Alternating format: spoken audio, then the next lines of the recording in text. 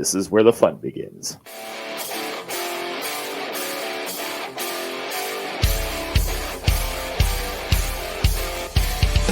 Get ready for raw, unfiltered Razorback talk. Nobody knows what they'll say next.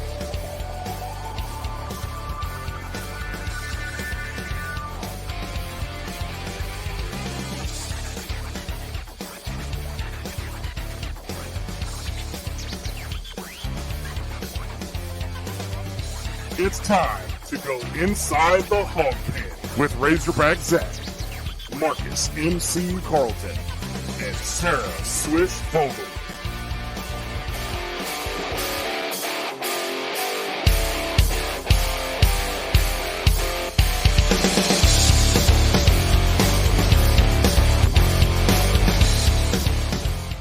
Let me talk to you. Hello, what's up, everybody, and welcome to a late night edition. Well, I say late. I mean, for MC, it's probably past his bedtime. It's late for this old fart, I can tell you. Welcome, everybody.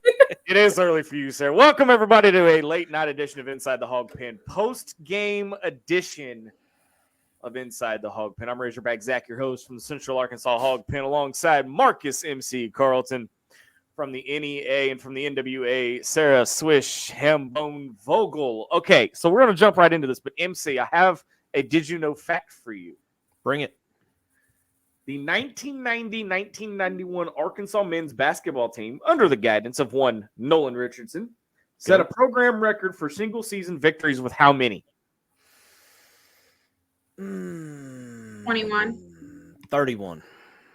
Close, 34. 34. Okay. 34. So, with that being said, welcome to the show, everybody. Leave us a review. Tell us what you like. Tell us what you don't like. Y'all know the drill. I'm not going to get into it. Let's just jump right on into this. What do y'all say? Arkansas actually wins a game pretty handedly, although they tried to piss it away towards the end. Overall, good victory. Is it a moral Still have moments of WTF.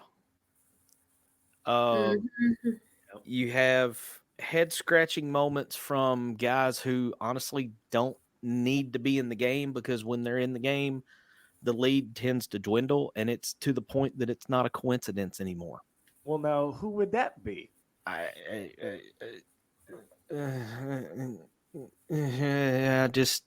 don't mean one number. I mean two different 24? numbers. 24? No, negative. Negative, Ghost Rider. I 42? just find it interesting that guys who didn't play when we lost by 20 were two of our highest scorers this game. And it begs the question, are they – I don't want to put any juju on this team. They may be finally starting to put it together. Better late than never. I mean – Well, season. It's football season. But Battle's definitely found his groove. There's no doubt about that. So the man just set an SEC record tonight. So I want to go to the Hog Wild Life and feedback real quick, because Richard Wright brings up a good point. And welcome back to the pen, Richard. It's been a while since we've seen you. Battle is our new Note, in my opinion. Disagree? Agree? What do y'all think? it's the closest thing we've got to a Note. I feel like Note was more consistent, though. Yeah, he would. And then, he was consistent and then exploded, whereas Battle was non-existent for a good 4 or 5 games. True. He went face on the milk carton for about 5 games there. I wish they would post the final stats so I could look at true minutes. I hate when they take forever. I mean, keep in mind, y'all, yes, I agree. And everybody, and like I said, we'll go through all the comments here at the Hog Wild Live Fan Feedback, but I agree, it's a victory. We're not dogging on that. We're not criticizing the win. But there were still some major moments. Well, my criticism is all season, and why we wait till senior night, last home game, when the crowd's 20 people to decide to play ball. Yeah. The pick and roll, the backdoor cuts. I mean, I'm looking at this stuff tonight, and it's beautifully run offense at times. Why? And I'm saying, where in the hell has this been all year? My question is, Mitchell, last game we played LSU, had barely double digits. Barely. Yeah. There's no reason that man shouldn't have had 30 points even tonight. How many did he end up with? 19. He could have had 30. Yeah. He could have had 30. If you look at the scoring tonight, and I'm just going off of what I remember, of course, Battle had 29. L. Ellis had 14 or 15. 16. Had 16 on, I think he missed one shot on the night. And then you had Mitchell had 19. I mean, they're spreading it around. It's I don't know. And I was talking about this with y'all in the pre-show a little bit. I don't know whether to enjoy this or to be more pissed off because it shows me what this season could have been. I will say the one thing that pisses me off about the stats from today. Why do we only have four offensive rebounds?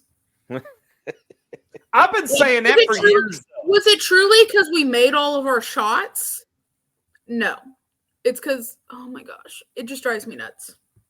Say it again. We did shoot a fairly high percentage for the game, but 4 offensive rebounds, I mean, you're not going to win many games with that. We shot 60% from field goal, 61, and 31 from 3-point.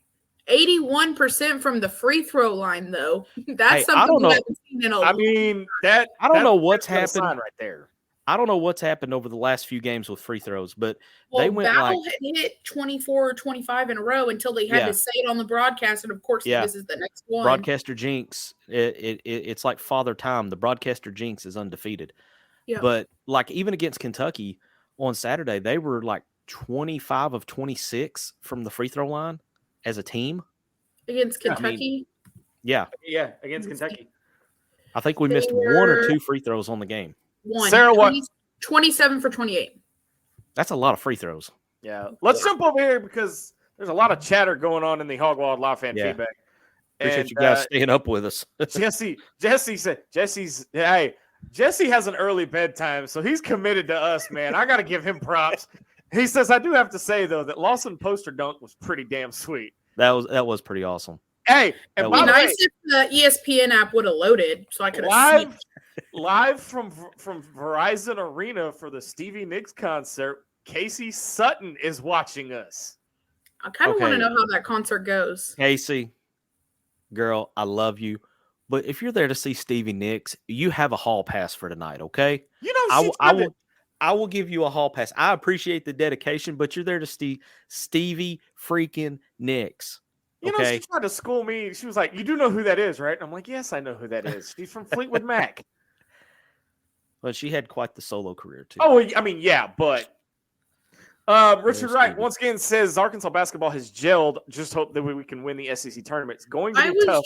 Finally, love the chemistry. I was just looking at the where it stands right now, standings. Mm-hmm. Yeah. Our first game is Vandy. Then it'd be Kentucky, South Carolina. Then we would play the winner of LSU and A&M or Tennessee. Ooh. Holy crap. And then you still have to get to the final. And apparently I'm a bobblehead now. What's up, Brad Staten? I mean, we all kind of were when we first started the show because we were all kind of sitting here doing one of these. Loki's advocating for a Razorback Zach bobblehead. That would be kind of fun. That would be cool. I'm going to have to look into that. Speaking of merch, I showed this the other night, but I'm going to show it again because we actually have a price point now. For $30, this custom-made koozie, which is stainless steel, can be yours. She can do – this is Bomb Stadium that it's on. But she can do, she being Katie, by the way, Flying Elephant Design Company is the exclusive merchandiser of Inside the Hawg Pen. You can find them on Instagram, I believe, as early as this weekend. So there's, she can make anything custom, but if you want something with an Inside the Hawg Pen merch, she's the one you go to. That's Flying Elephants Design Company. Can she make bobbleheads? I don't know. I'm going to ask her, though. I'm going to ask her. I'm going to ask. That would be Googling. Yeah. Sarah's on the case. Sam Jones is in our whole feedback. And he says the law firm of Davis in Brazil, where a case is never won. That is Sam very coming in hard like that 30-foot 3-pointer Devo put up in the second half that got him William Lake expelled from the rest of the game. William Lake says victory. Hey, at this point, any victory is a good one. I would have liked to see it like 3 weeks ago, but and string together a couple of them, not just here at one every now and then. Brad Staten says, and Mitchell, he is clicking on all cylinders. Loki says, I think they tried to give that. This is the one I wanted to touch on, MC. Loki says, I think they tried to give the team to Devo and he couldn't get it done. With the power vacuum, I feel like in the last few games, Battle has decided this is his team. And honestly, I'm more than okay with that. And I have to agree with him 100%. I think Devo, prior to this year, was a standout player. He was the one that you could count on. He was dependable. But you put him in that leadership role, you put the team and the game on his shoulders, and he crumbles. I think a lot of it for me has to do with like he's mentally not there. So take him off. They had already taken him out of the leadership role like pretty early on in the season. So people need I don't feel like blaming Devo for that is the problem. I think the selfishness of the entire team is what's to blame. Because truly, when I was in high school, we had a team captain, if you want to call it that. But that's not who led the team. The person who led the team was who was on the court vocalizing, who was on the court scoring, whoever had the hot hand that day. It was pretty fluid, I guess you could say. So I feel like that's something they don't do is especially I was looking at stats. Once Mark had a few good games, he might have went into a slump the next game, but he then took double the shots instead of doubling your assists. And I feel like that's where the disconnect was. There are just some guys that the C just doesn't fit on their chest. Mm-hmm. It's not a knock, but there are just some guys. Teams didn't do that. I'm going to be completely honest. Yeah. Rip the thing off your damn shirt. Why do you get to be different? No one is entitled to that, in my opinion. In my opinion, no one's entitled to it. I don't know Devo. All I know about Devo is what I've seen on the court the last 4 years. To me, from what I've seen on the court, when he is looked at as the leader, he tends to put too much pressure on himself and tries to force things. When he is able to step back and not be the guy that everybody's looking to is when he has played his best games. It's and I know this is a broken record, but go back to the Kansas game last year. Nobody was looking for him to have 25 in the second half. No, nobody. Everybody's looking at Anthony Black. They're looking at Nick. They're looking at Ricky Council. Jordan. I mean, Devo's fourth, fifth option at best on that, and he just found a groove and took care of it. And if you go further back, go back to his freshman year, during that NCAA tournament run where he had some big clutch buckets, again, it was the same thing. He was fourth or fifth option, and it was not expected from him. And it's not a knock on. Yeah. I've played with guys that were at their best when you just kind of let the game come to them and you did not look to them to be the general on the floor. And the more I think about it, the more I think he's that guy. Do you think, that's kind of what we're seeing with Battle, because nobody thought Battle would come out of nowhere and do what he's been doing the last 4 games either. But I think Loki's right. I think Battle looked at the situation and said, okay, enough. If we're going down my way. But at the same time, MC, he wasn't he wasn't chosen. It just kind of developed. Yeah. Well, he wasn't even in the game to show that he could play. L. Ellis played 0 minutes against LSU last time. 0. Not even touching the court. Battle only played 9. We got to talk about L. They are 2 highest players, 2 of the 3 highest. L has played a little better of late as well, especially tonight. I thought he had a really good game tonight. He's had spot games. For me, it's also when Muss lets him play, because there's a couple games this season where he didn't touch the court, or it's hey, go in for 2 minutes and you expect something great out of somebody in 2 minutes. Sometimes 2 minutes ain't enough. Right. And I hate to say that, but they weren't getting blown out and having 3 turnovers in 30 seconds, most of the time. Let me say most of the time. Not going to comment. Well, and I think L is one of those guys also that, he went through a stretch there where he didn't get much of an opportunity. And when he did get an opportunity in that, it seemed like he come in and immediately something bad happened and he was immediately back out of the game. Like you said, you've got to give guys a chance to play into the flow of the game. Mm-hmm. He went from 0 minutes to 32. Mm-hmm. Yeah. Against the same team. I mean, look at the difference. Look at the difference in his stat line too. Tammy Greenlee, I'm gonna butcher y'all's names. I'm so sorry. Says they are off and the fight isn't the same when Devo and Brazil are in. Yeah, I mean, I think everybody's spot on. Everybody's starting to see it. I mean, yeah. Richard Wright, since the Kentucky game, we have moved the ball around great. Mitchell has to be a beast for us to have success, in my opinion. That one shot he took from the outside where he wasn't in the lane and he just kind of threw it up there, that was pretty impressive.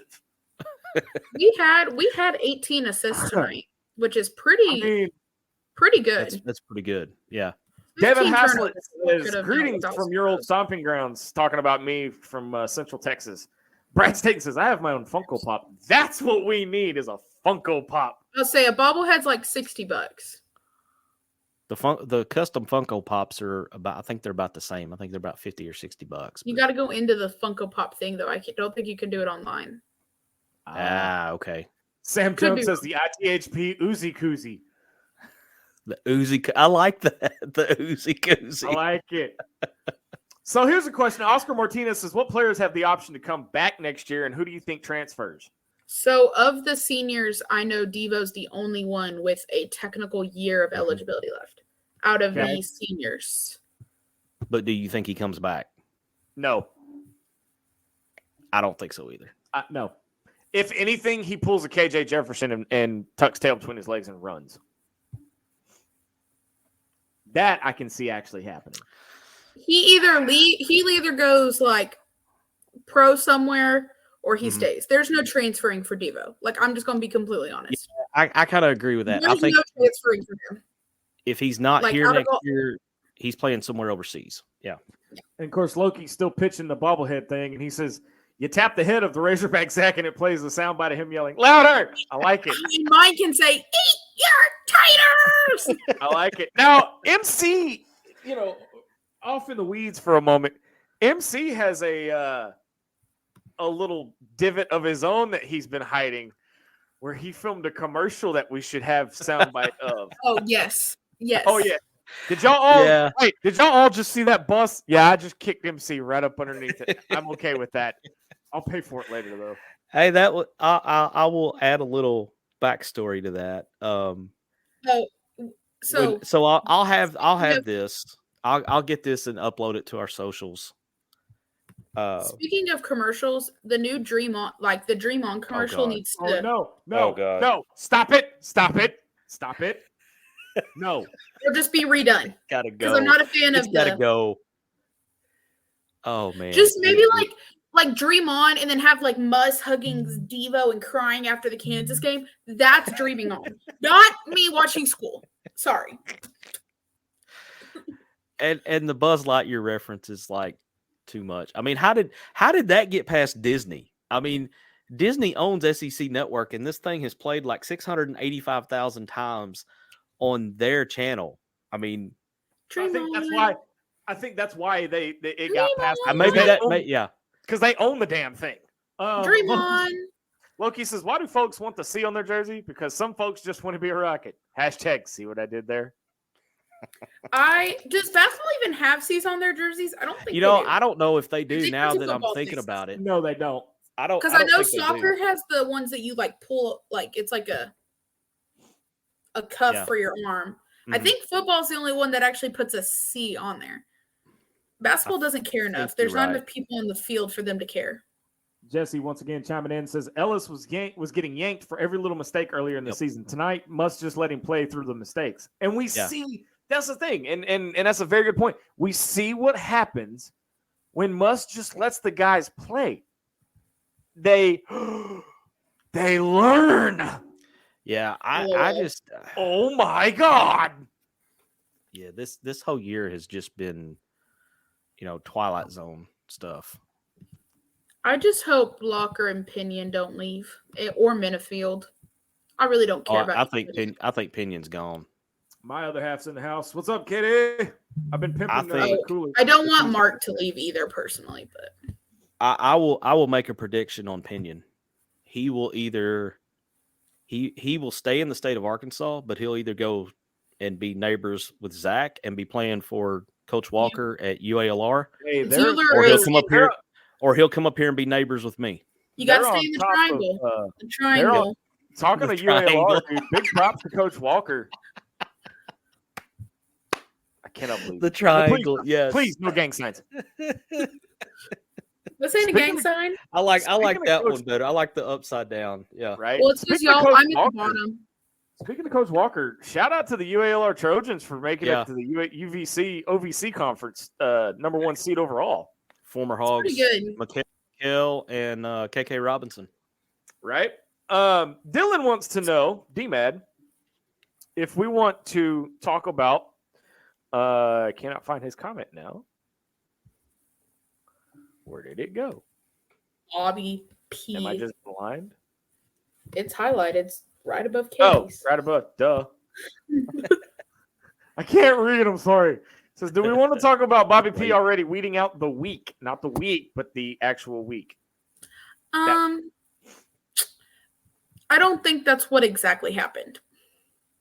So we're gonna talk about it on the other side of the break. We're gonna step away real quick. You're watching the late night edition of Inside the Hawg Pen, post game edition, along the Sideline Radio Network. Back right after this.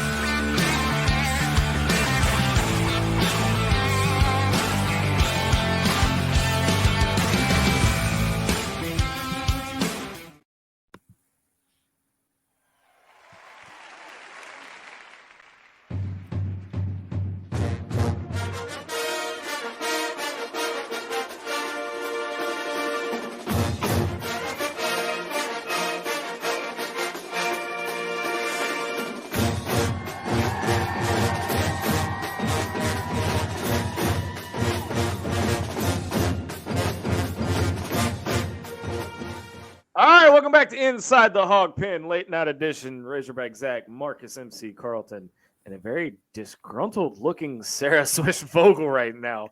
She is focused in on something.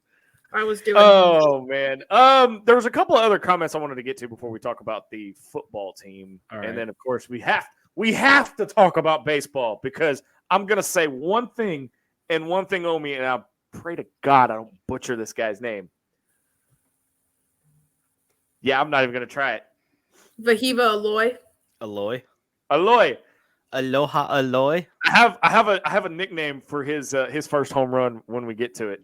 But Derek Covington wants to know, must back next year. Thoughts? Yes, 100%. Sarah? Do you want what I want or what's going to happen? What? Because personally, both. Do I care? I honestly am kind of tired of him. Just really? Well, more about the drama surrounding it. I don't want to get too much into it because I don't know all of the details. But apparently, he's been arguing with a certain donor who sits front row, and that's why his wife was sitting in the stands for a few games and stuff. I'm just tired of hearing about all of it. So either stay or go. Make your decision and stop playing with people's money. That's how I feel about it. Fair. That's fair. Okay, but MC, and this is more for you. Mm-hmm. If Muss goes, who in the hell are we going to get that wants to take this over? You make one call and you pursue this man the way Alabama pursued Nick Saban. Chris MFing Beard. Why? Why? Tell me why. Wait, is that the? He's at Ole Miss. But he's the Texas guy that beat his girlfriend? Yeah. That the charges were dropped on? But I'm saying that's the guy, right? The one that was in Texas? Yes, that's the one where the charges were dropped. There's too many Chris's. Okay, but MC. She was actually the aggressor or whatever. Yeah. But I was just story he is a top 5 X and O guy in the game right now. Period. End of story.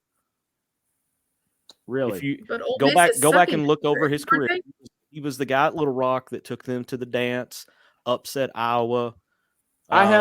Went to Texas Tech, had a lot of success there, took them to the national title game. Little Rock, Ole Miss on the cusp of an NCAA appearance for the first time in, I don't know, forever. MC, he also took Little Rock to the tournament and beat Purdue. I thought it was Iowa, but yes, Purdue. Yeah, it's Purdue. But I have a better name for head coach. Okay. No. I agree with Loki. No, I'm in Fayetteville. I'll take it. I ain't gonna let no men whipping their selves around. I'm gonna whip them around. We might be needing 2 coaches. So, do you want the men's? They better put weighted towels over their head. Matt makes a good point. Matt Hart from Hog HQ. They do some fantastic work over there, by the way, with Adam and DP. I'm worried because you don't see a lot of coaches leave their school after 1 year.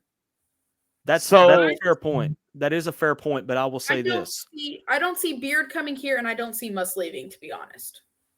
If Muss was to leave, I think, and this is just MC's opinion, I think Chris Beard would not hesitate to leave Ole Miss to come here. If he was somewhere else in the SEC that has a little more basketball tradition and has the opportunity to turn that program into something, I think he might be more inclined to stay. But given his history of being in Little Rock and then being at Texas Tech and competing against Arkansas, he knows, he's smart enough guy to know what this program is and what it is capable of. And the ceiling here is 10 times higher at minimum than it is at Ole Miss. I was about to say, someone said we don't need to move on from Muss. Yeah, Brad Staten says we don't need to move on from Muss. I think I'm not necessarily. We don't want to move on. That man is money hungry at the end of the day. I don't mean that in a rude way, but every coach is. Where was he going? Louisville is what everybody was saying. Yeah. If they offered him $30 million, even if it was a bottom of the whole piece of crap program, he's going to take it. It's $30 million. Louisville, it does not matter what we have, unless the Hunts pay up and give him his money. He's going to go somewhere else where he knows he can. The thing is, though, Louisville's not what it used to be under one Rick Pitino. Oh, yeah, I'm just saying that's where it's everybody. Still a very tradition-rich program, though. Yeah, and as much as I hate to admit this, I think it's a step up from Arkansas. It's either he's only going to be okay, but again. Let me toss this out here because MC, you're the basketball guy, and so are you, Sarah. We stuck with Mike Anderson for how many years after getting bounced in the first round of the NCAA tournament and then not making the tournament? And now we're talking about a guy that has taken us several times to the and they said it on the broadcast tonight. Mm-hmm. Arkansas has been the most successful SEC team in the Big Dance. The last couple of years. The problem is, we're already talking about moving on from him after one bad year. That's what you're not getting. We're not moving on from him. He's moving on from us. Right. There's a huge difference. When Anderson was here, when everybody else was here, there was no money like there is right now. He's leaving us to go find money. We're not leaving him. Hunter isn't going to fire him. Hunter is not firing him after this season. Whoever said that on social media can. But I will say this: if he comes back, Sarah may actually shit a brick. No, I want him to come back, but I want it to not be. It's not. That's the thing. It has never struck me that it's about the money. It's always about the money. To me, it's not always about the money. It's about the stardom. If that camera, like, if you notice the team, like, doesn't do as well, they don't show Muss, and he gets mad and angry, and then they show him, and then he settles down. The team in itself is an attention whore. If they're not getting the attention, they get frustrated. Let's talk. But someone just said it. I was going to say, we have another coach to fire before Muss. Yeah, I think he's gone. See, okay. You let a top whatever recruit out of this state leave and then beat your booty by like 30 points the other night. Wait, who was it? What I missed? Marquise Davis, the one I played high school from Ole Miss. They doggy stomped them. Biggest win ever for Ole Miss against Arkansas. They beat them by like 44, I think. It was a bad beat. 87-43. Loki makes a good point. He says, "What I don't understand is so many folks talking about Muss leaving, but talking about how we can't fire Pitt out of the other side of their mouths." That's where I'm coming from. Is Muss will leave. Pitt's not leaving. Yes, Pitt won't leave. We have to fire Pitt. Muss, we're not firing Muss. Muss is going to leave us. There's two very different situations. If there is a change, it will be Muss's decision. He will not get fired. He has done more for this program in the 5 years that he's been here than the program had done since the heyday of Nolan 30 years ago. And so y'all think I'm hating on Muss. I really do like Muss. This season has just proved to me that there's favoritism, there's drama, there's stuff that he can't seem to control. Well, and if he wants to leave, let him. And I have beat this drum to death. If he doesn't want to be here, I've beat this drum to death, and I'm gonna hit it a couple more times because it flinched. Okay. The changes that he made to his staff have backfired on him this year. Okay. Gus Arginal left for Cal State Bernardino, and they're champs. Whatever, they won their conference this year. Okay, but should we not? He's really good. I liked him. Really good. Okay, but should we not give Muss a chance to correct those mistakes? You're saying us give Muss a chance again. We are not firing Muss. Yeah, he's leaving us. But we had the same conversation about the Pittman staff. Mm-hmm. Okay, with Dan Enos, dumbass Enos, as I'd like to call him. And he, again, goes out and makes one of the best hires and surprising hires I've ever known somebody to do in Bobby Petrino.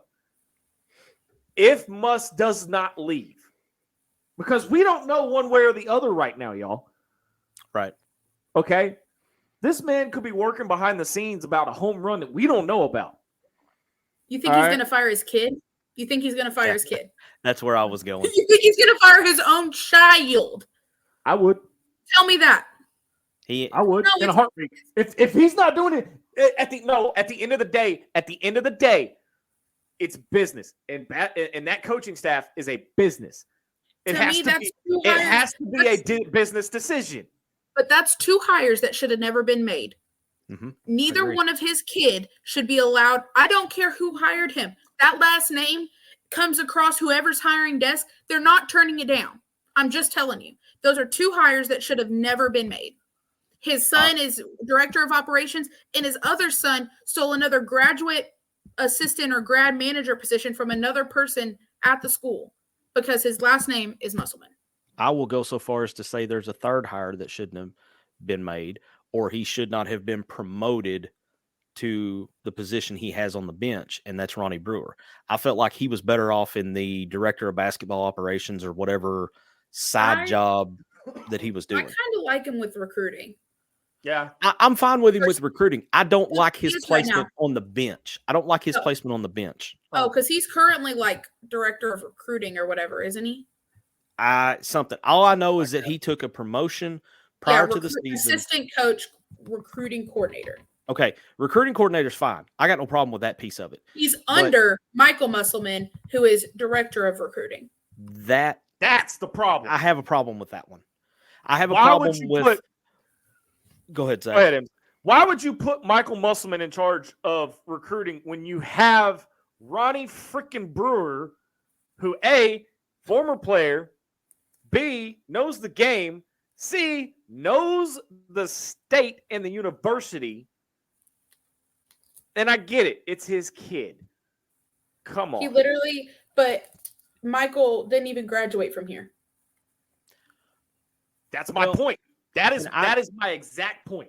I just don't like replacing long-time assistants, guys with 15, 20 plus years experience. You're replacing those guys on your in-game bench assistants with two guys who have never sat in those chairs. They've never been in this situation as a coach.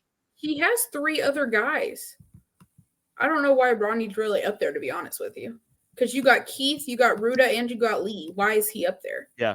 Well, and then the only thing I've ever seen his son do in the middle of a game is get up there in front of his dad when his dad loses his mind on a call. You know, if Keith's smart, he runs to the back at halftime to write on the board for his daddy. And I mean, I don't want to sound like I'm dogging the guy, but this feels like a situation where somebody cut line, didn't have to pay their dues, and they were gifted an opportunity that maybe they were not quite ready for.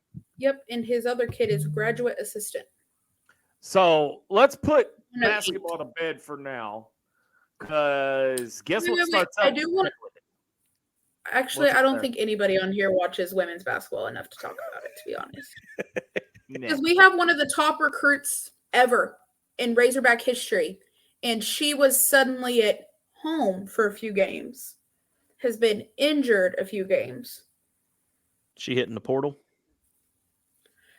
I don't really know. Like, I don't know enough about the situation, and I was kind of hoping someone in here might know, but I doubt it because it's not a lot of people. It's late, but like the home stuff just seems very weird to me. Like, you can't even travel with the team. Like, just seems like, I get if it's a funeral, but like college basketball, that team that you're on, funeral. So is it like a leave of absence, maybe? Yeah, kind of. That's how it's been. Or is it kind of like Devo leaving the team? Well, that's what I was referencing. Yeah. Oh. All right. So before we get to baseball, we got to talk about something that I know a little something about. Spring football starts in a couple of days. So Pittman comes out. Was it yesterday or today? I think yesterday. And says we're going to have more open practices. We're going to tackle more during practice. We're going to tackle to the ground. We're going to tackle to the ground. And look, I get that we're trying to prevent injury, but just once. We had a player injured on a scooter. I know. A scooter. Y'all, I ride that scooter to Bomb every weekend, multiple times a weekend. May or may not be like riding it straight. Never have I hurt my leg. Never. I mean, that is like the most Arkansas injury ever, is to blow out your knee riding a scooter. On a scooter. Yeah. When I read that, y'all, I died. I'm not going to lie. I was laughing pretty hard at that one. Spring football starts in a couple of days, and for the first time, in language. Do I need to pull the Trump card out? I will flex my muscle if I need to. We need to do that. We need to have that from the Avengers movie. Language. I know. For the first time in a while, we've got a quarterback competition, a true quarterback competition on the football team. Again, I don't have a clear favorite. We've got 4 of them. But the problem is, and I think it's MC that made the comment either on Twitter or on a Facebook post, that when a walk-on is being talked about, there's a problem. A walk-on that was a baseball player 3 weeks ago. Austin Ledbetter. Yeah. But, I mean, if he's in the mix, that's got to count for something, though, right? I mean, playing devil's advocate here, he's a walk-on, but... Well, I did have a couple of replies to my comment on Twitter about that. And they were pointing out to me that the only reason he's a walk-on is because he came over from baseball. So he's still counting against the baseball scholarship rather than football. Because there's no. Well, it's just what I was told. So that's like illegal. So I didn't think Dave would NCAA rules let that happen, but Well, no, okay, he's so definitely, because especially since he left, we've switched over to a new semester. He might have been like still on the baseball it could have been last semester, but this new semester he's definitely not counting against baseball still. There's no way they would allow that to. There's been a couple of developments and a couple of players that have left the team or injured. One kind of surprised me, and that's Andrew Chambly. All of a sudden, he's lost the love of the game. He didn't look like a dude in his tweet that had lost the love for the game. He had already entered the transfer portal. I think he's going to Arkansas State. I don't get why. I guess I don't get why Pittman makes that comment in a presser, in my opinion. Yeah. Like, to me, that feels. But at the same time, to me, that feels either classless or he was told to say that. I honestly think it was CYA. Cover your ass. So here's my take on that. Then that. Don't mention it at all. Just say he's off the team, just like you did Stewart. Why do you have to go into the loss of love? I think that was, Pitt has stuck his foot in his mouth a lot of times. Every post-game press conference. I think he did it in his current press conference. Look at some of the tweets I think that at times he is, there's times where he doesn't want to share anything. And then there's other times where I feel like he wants to share too much. Mm-hmm. And I feel like this was one of those times that he was wanting to just share too much. Houston Nutt was kind of that way too. He wanted to be so accommodating to the media at times that he would kind of overshare, and I kind of feel like Pitt has kind of done the same thing with this specific situation. To me, I feel like across the board, every single team needs a PR lesson. Yes. Every single coach. Baseball. No, even DVH. Everybody. What's he done that nothing yet? Sarah, nothing yet. Wait, Sarah. Before we continue our discussion with spring football, I have to ask this question: who pissed in your Wheaties this morning? School. Retract the claws, ma'am. Somebody pissed in her Wheaties this morning. She is on one. Whew. It's better than last week. Okay, so back to spring football. You got the quarterback competition. MC, we'll start with you. What are some of the things that you're looking for, improvements that you're looking for in spring football? An offensive line that doesn't hate their quarterback. Fourth and one. Fourth and one. Hey, at least on the 4th and 1, they didn't take a knee. I mean, might as well. Hey, I am ready to go vintage 2010. I'm ready to see Cowboy go get it on 4th and 1.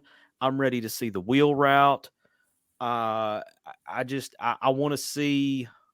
I'll tell you what I am looking forward to. The little speedy wide receiver that we could never seem to get on the ball. He returned punts last year, and I can't remember his name. Isaiah Satania.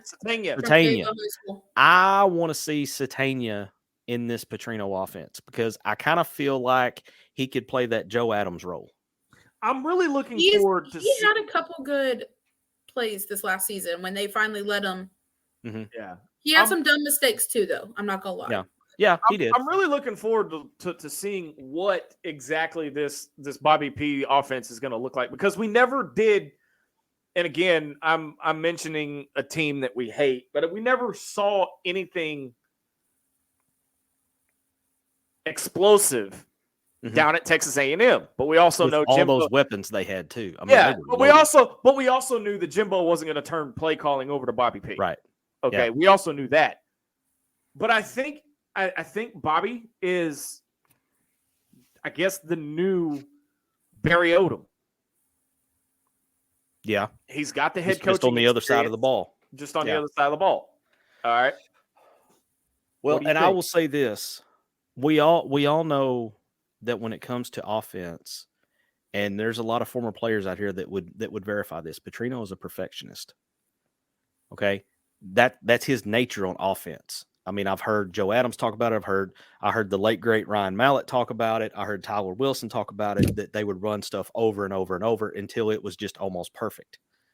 Now, you take that mentality in a coach, combine it with the offensive genius that he is, and now you throw in that little extra motivation that you know he's going to have by coming back to Arkansas. And the offense, if they will buy in, if these kids will buy in, the offense has the opportunity to be pretty special. Because if Bobby Petrino can make a serviceable quarterback out of Casey Dick, he can make one out of anybody. Wait a minute. We said the same thing about Dan Enos and Brandon Allen, and look what he did, and look at what happened to KJ. Yeah, but there's more to it than just what we saw on the field. KJ never fit into Dan Enos. Everybody called it from the beginning of the season. It wasn't gonna work. That was. Did I not say that too, MC? Oh yeah. Oh yeah. You can go back in the archives and look. I mean, because I was trying to sell you on it. I was trying to sell you on, look at what he did with Brandon Allen for Brandon's senior year. I think that was as much, if not more, of Brandon Allen just being really, really talented. Because if you go way back in the archives and look, when Brandon Allen was being recruited, Petrino recruited him. And Petrino said that he was probably one of the highest IQ quarterbacks he had ever recruited out of high school. So, Jonathan Parker, JP's in the house. Gotta ask, how good will it be if Bobby P can talk directly to the quarterback? That'll have a huge advantage for us. Are we talking about the things? Talking about the radios, helmets? radios and the helmets. Radios and I wouldn't be against that. Look, I don't care what we got to do. I don't care what corners we got to cut. I just want to win. I have a lot to say about that. Arthur Blank said it best. Just win, baby. You have a lot to say about what? The radios? Yeah. I just feel like helmets are already, like, you're adding more stuff in there that's more cause for injury, electrocution. Then on top of that, like, there's certain conversations between coaches I don't think players should hear. So you better have your own channel for the player, you know. Well, most of the headsets have. Yeah, they're going to have multiple channels. I'm saying, like, let's hope they actually do that, you know. But to me, that's just too much in a small set when you have play calls for a reason. Like, it's worked for, what, damn near 200 years or whatever. Like, why do we suddenly have to change it? Well, it's been experimented with. I mean, NFL uses it. I don't know how long it is. I'm not. It's been experimented with, and I think Jesse's got a good point here.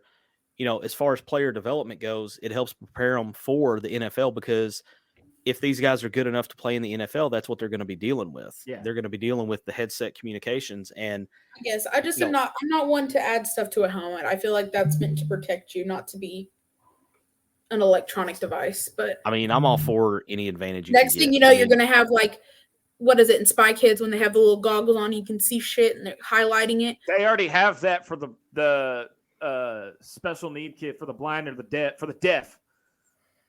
Oh yeah, the AT&T came out with it. All right, so we're gonna take a quick breath, and I'm gonna convince Sarah to go smoke some weed or something to chill it out. we need to find her some gummies or something. We need to find her some gummies. I don't participate. But she is on one tonight. We're gonna talk baseball on the other side. Y'all are just reading the real Sarah. That's scary. You're listening to Inside the Hawg Pen on the Sideline Radio Network. Back right after this.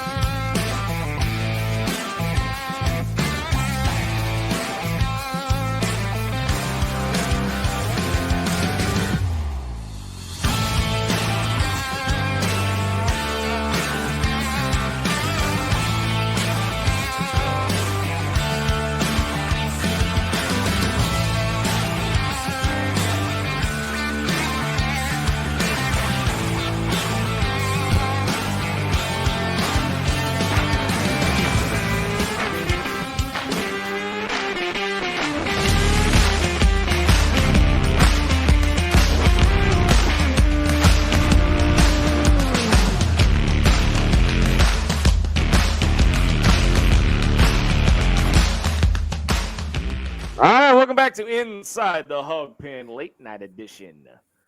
Late night for my old tail, that's for sure. Razorback Zach hanging out with you alongside Marcus MC Carlton and Sarah Swish Vogel. Okay, so Arkansas baseball keeps on rolling. Now, Really? Aloy, I'm going to butcher his first name, so I'm not even going to try it right now. Vahiva Aloy hit a Hawaiian punch, a.k.a. a grand slam. Ha, see what I did there? and Greg Emerald called it. It was great. I mean, what a way to hit your first home run being a grand slam. Now, granted, it would have been a whole lot sweeter and a whole lot cooler to be against an SEC opponent like LSU or even Tennessee, but I'll take it against UCA.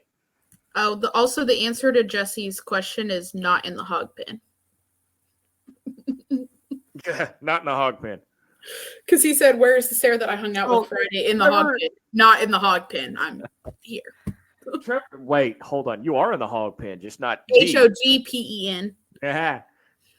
So Trevor Kaiser wants to know: is it just me, or did it seem like we didn't give a shit about this last game against UCA?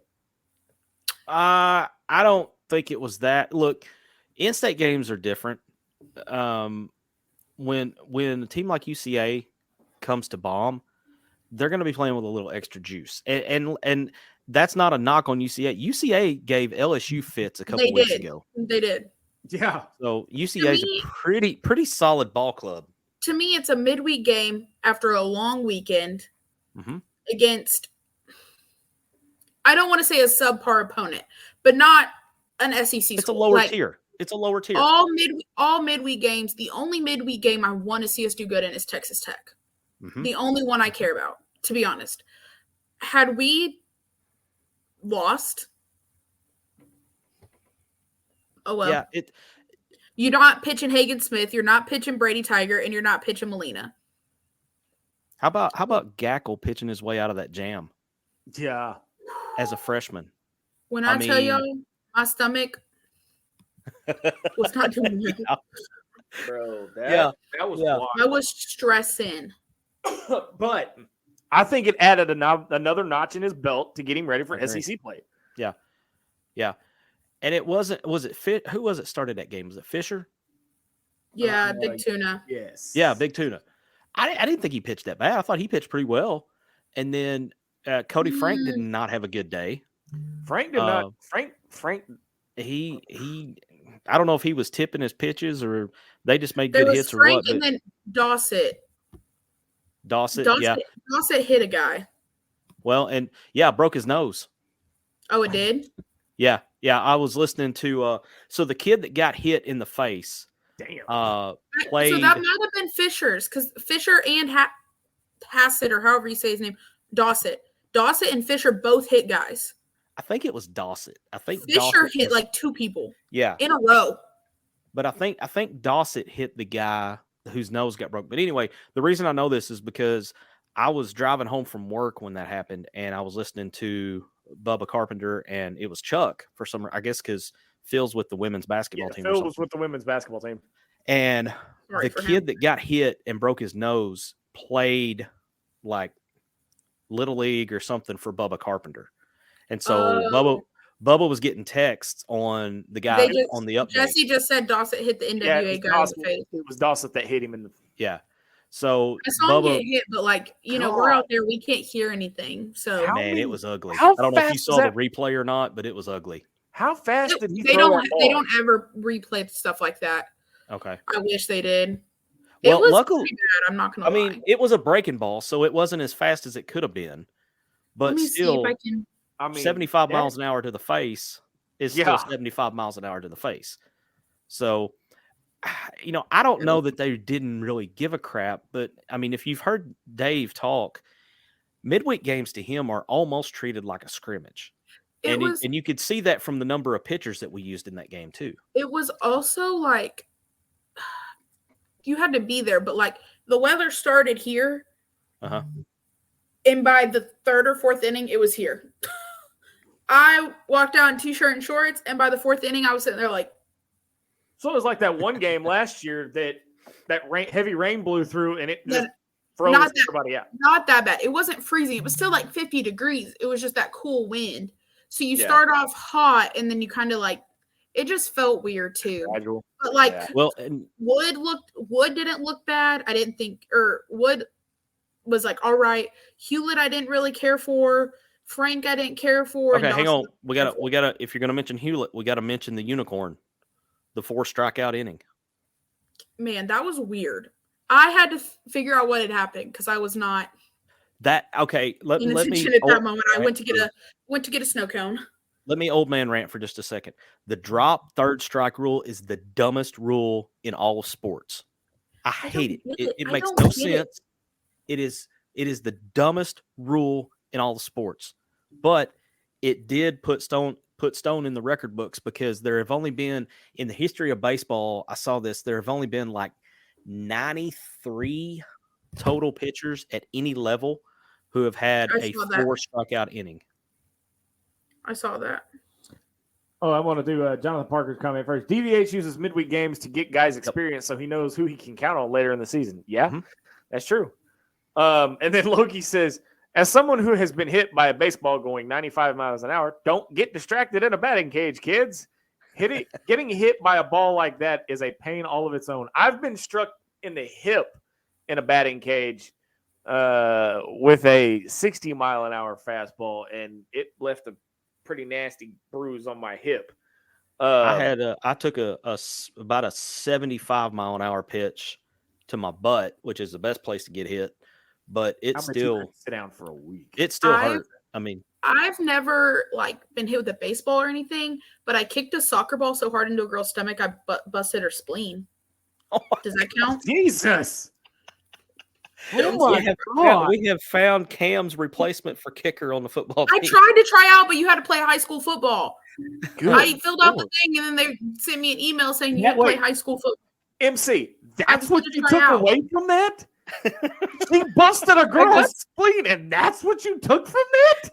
Hey, 70s soccer was a beast. When I tell you girls used to pull chunks of my hair out, I had a girl's cleat imprint in both sides of the inner of my thighs.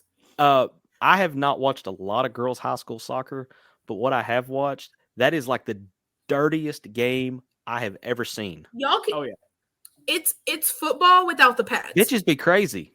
I mean, yeah, they do. So weather permitting, I used to put my hair on top of my head and braid it and purposely smack girls in the face so they'd get blinded. Bust girls' blood vessels in their eyes.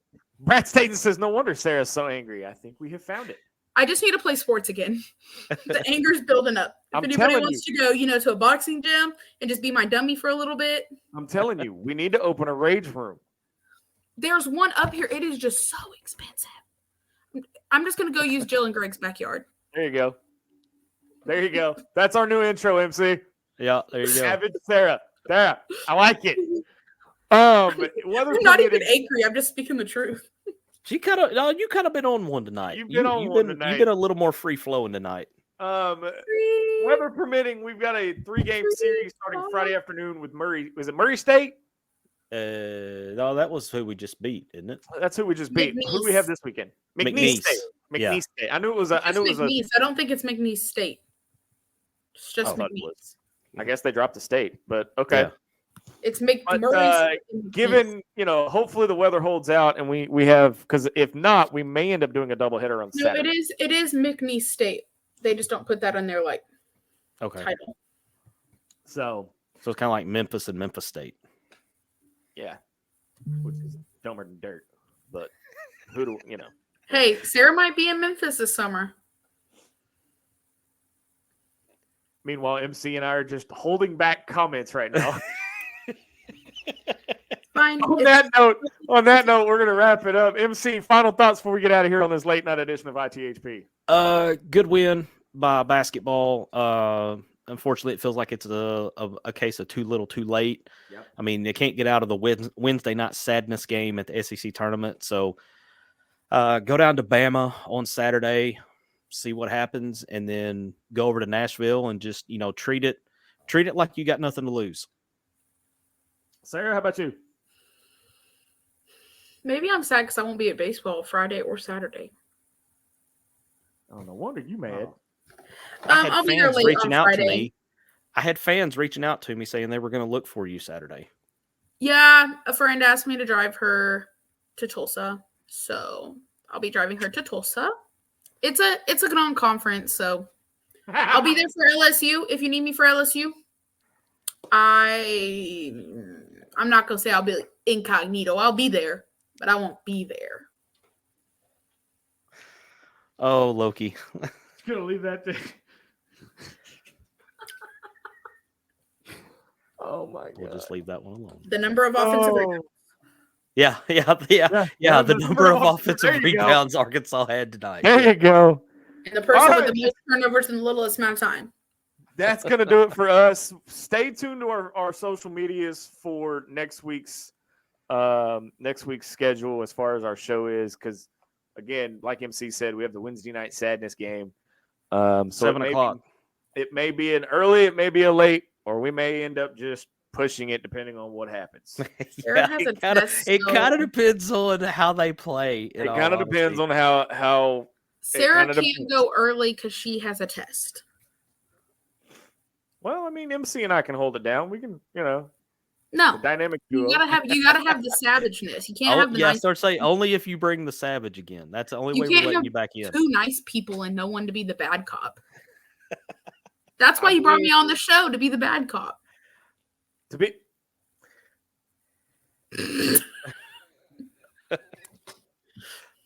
I mean, before I got on, you didn't have a cease and desist, but now you do. So be quiet. I mean, she's got a point, MC. She's got a point. Savage Sarah is a real thing. She's on a heater, she's on a Caliph battle heater right now. So yeah. I mean, last week was worse. I don't know why this week gets the savage, but last week. I don't know, man. I don't know if last week was worse or not. My text line's been dropped lighting up on in front of my mama. Yeah, how'd that go, by the way? Yeah, that's true. I'd forgot about that. You just told me maybe there's a reason I haven't gotten jobs. Or maybe that's the reason I got the job in Memphis. It's entirely possible. Well, yeah, that's entirely possible. But we're going to go ahead and wrap it up before this thing gets way off in the weeds. For Savage Sarah, Marcus MC Carlton, I'm Razorback Zach. You've been watching and listening to an all-new episode of ITHP Late Night Edition. Until next time, so long, everybody.